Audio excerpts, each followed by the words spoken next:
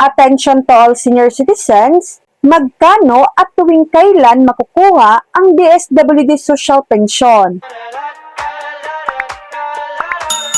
Magkano at tuwing kailan makukuha ang DSWD Social Pension? Makatanggap ng 1,000 pesos kada buwan at quarterly ang pagkuha ng pensyon na may kabuuhang 3,000 pesos. Paano naman ito makukuha? Ang DSWD Social Pension cash payout ay maaaring kunin sa mga nakatakdang DSWD field offices o sa mga otorisadong municipal disbursing officers para sa mga LGU. Sa pagkuha ng DSWD Social Pension para sa indigent senior citizens, maghintay ng announcement mula sa inyong LGU para sa payout ng schedule. So yan lang po ang latest update.